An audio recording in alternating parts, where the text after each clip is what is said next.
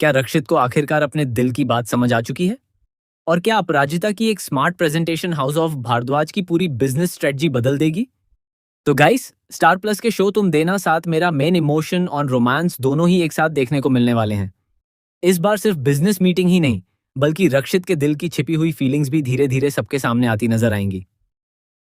कहानी की शुरुआत होती है हाउस ऑफ भारद्वाज की गिरती हुई सेल्स। आने वाले फेस्टिव सीजन को देखते हुए मिस्टर मेहता एक बेहद महत्वपूर्ण मीटिंग रखते हैं ताकि बिजनेस को आगे बढ़ाने के लिए कोई नया और इम्पैक्टफुल आइडिया सामने आ सके।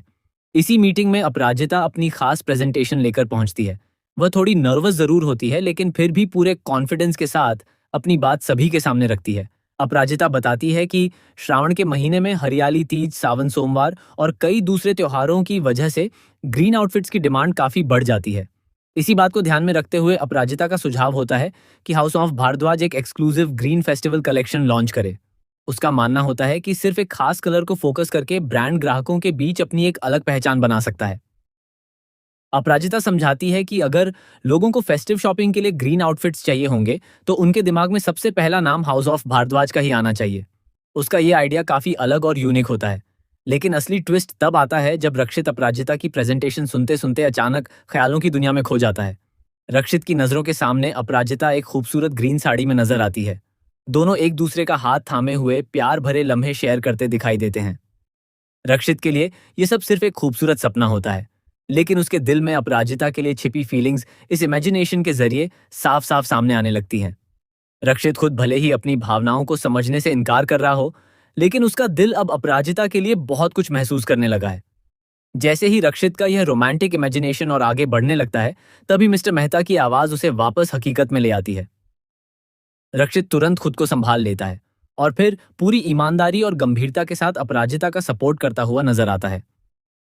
यहाँ रक्षित का अंदाज देखकर यह साफ हो जाता है कि अब वह सिर्फ एक बिजनेस मीटिंग में अपराजिता के आइडिया को सपोर्ट नहीं कर रहा, बल्कि कहीं ना कहीं उसके दिल में अपराजिता के लिए एक खास जगह बन चुकी है। लेकिन प्रेजेंटेशन यहीं खत्म नहीं होती। मिस्टर मेहता अपराजिता से पूछते हैं कि श्रावण के बाद बिजनेस को आगे कैसे ग्रो किया जा सकता है। इस सवाल का जवाब भी अपराजिता बिना किसी झिझक के देती है और एक और स्ट्रॉन्ग स्ट्रेटजी सभी के सामने रखती है। अपराजिता सुझाव देती है कि नवरात्रि के लिए अलग अलग कलर्स पर आधारित स्पेशल कलेक्शन लॉन्च किए जा सकते हैं। इसके बाद वेडिंग सीजन को ध्यान में रखते हुए एक एक्सक्लूसिव रेड कलेक्शन भी इंट्रोड्यूस किया जा सकता है। अपराजिता की प्लानिंग होती है कि हर फेस्टिव सीजन के हिसाब से अलग अलग कलेक्शन लॉन्च किए जाएं, ताकि ग्राहकों के साथ ब्रांड की लॉयल्टी बनी रहे और हर सीजन में सेल्स को और ज्यादा बढ़ाया जा सके। अपराजिता की प्लानिंग और विजन देखकर मिस्टर मेहता काफी इंप्रेस हो जाते हैं। वह उसके आइडियाज की खुलकर तारीफ करते हैं और उसकी प्रेजेंटेशन को बेहद शानदार बताते हैं। दूसरी तरफ ईरा चाहती थी कि अपराजिता की प्रेजेंटेशन फेल हो जाए और उसे इस मीटिंग में शर्मिंदगी का सामना करना पड़े, लेकिन उसकी हर कोशिश पूरी तरह बेकार चली जाती है। अपराजिता न सिर्फ अपनी प्रेजेंटेशन से सभी को इम्प्रेस करती है, बल्कि अपनी काबिलियत के दम पर हाउस ऑफ भारद्वाज के बिजनेस के लिए एक नई उम्मीद भी बनकर सामने आती है। वहीं दूसरी तरफ रक्षित का बदला हुआ अंदाज भी अब कहानी में एक बड़ा ट्विस्ट लेकर आने वाला है।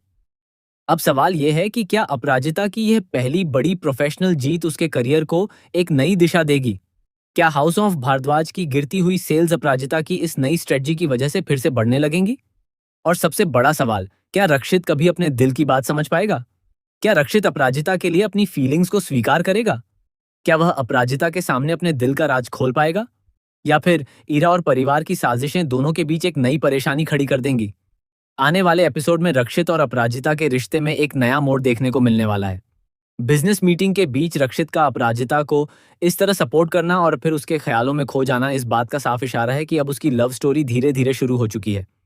अब देखना बेहद दिलचस्प होगा कि रक्षित अपने दिल की आवाज कब तक दबा पाता है और कब अपराजिता के सामने अपने प्यार का इजहार करता है।